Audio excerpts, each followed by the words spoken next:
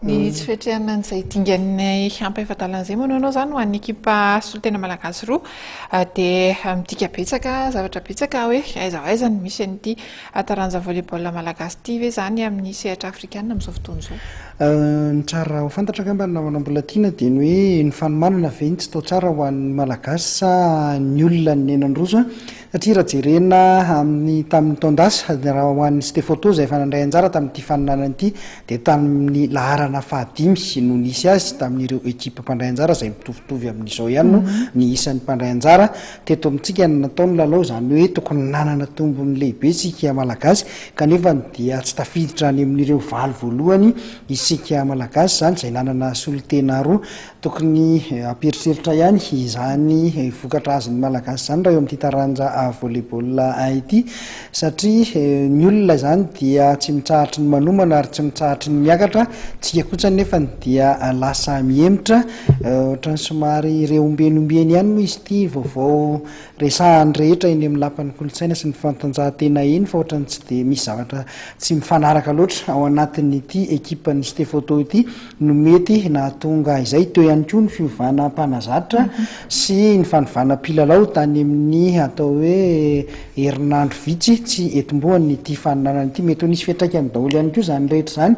raha ho an'ny ekipan'ny Stefoto. Raha ny VBCD manokana moa dia azo lazaina hoe vao nianana andeha izy tamin'izay fifaninanana afrikanina izay nefa ihany koa matoa moa tafiditra amin'izany dingana izany tokony efa araka nambaratoa tokony ho matotra ny fanomanantena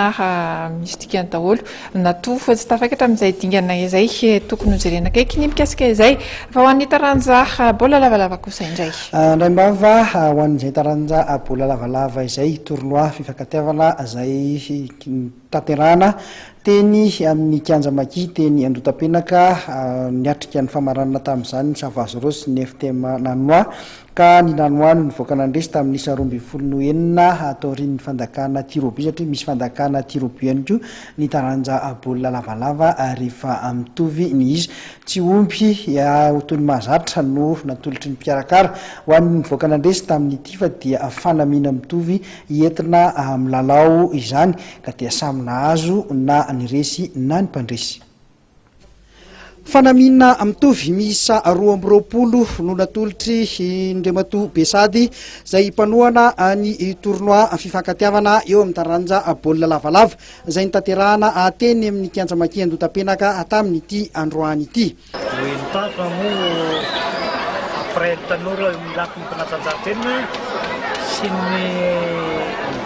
tsy adanina fotoana betsaka amin'ny zavatra hafa mba ho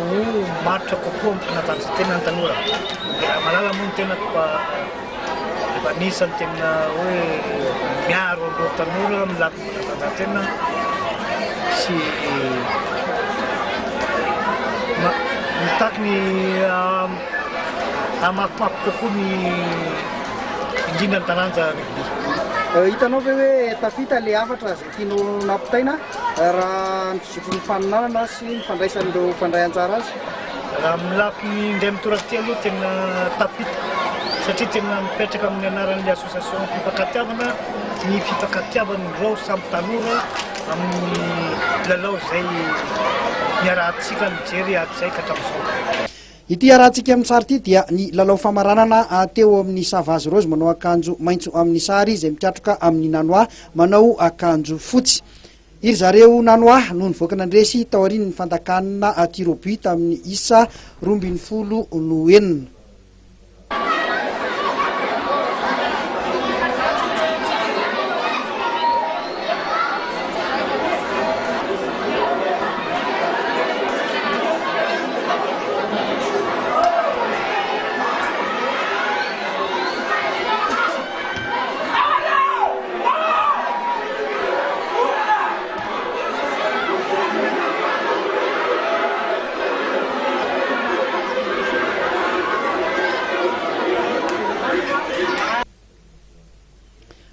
ho an'ny mpikarakara dia azo lazaina fa tafita ny hafatra tamin'ity faninanana ity.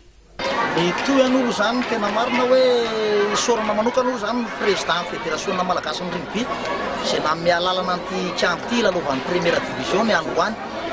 fantohany manaraka angamba dia final 3e division sy ny 2e division zay hokatsainay ho ataona amin'ny 28 dia atao mikandra maki ihany satria na mialalana izy hoe le 7 sy le 14 dia natao le 7 sy 28 zay nanaovanay anazy fa zay efa manana programa eny amin'ny tany katsaka itosy amin'ny 14 dia mifanindry le zavatra apetsakay. Mizotra araky ny tokony izy le fananana tamin'ny ankapobeny le tao anatin'le tournoi fakatiavana. Tena zotra satria le association fakatiavana zany manao sosialy hitanao ny resaka ara-materiel isora manokana ny olona zay nanohana amin'ny resaka materiel hoe maillot dia nataonay maillot mihitsy zany tamin'ity ndray nitoraka ty fa tsy nataonay omby elana an'le hoe ianina ihany tsaratsara dia azony omby fa tonga dia samy mahazo maillot 2 ny kliba ray dia mahazo maillot 2 ny anankiray dia mizotra mahafinaritra zany tamin'ity ndray mandeha ty fa isorana amin'Andriamanitra aloha tafita soana tsara ny lalao dia isorana kokoa mpanohana zay Randriamatoa Président Besady. 7 no isan'ny mpandray anjara tamin'ity tournoi fifakatiavana ity ary nambaran'ny mpikarakara fa dia mbola itoy ny fananana amin'ny faran'ny herinandro izao.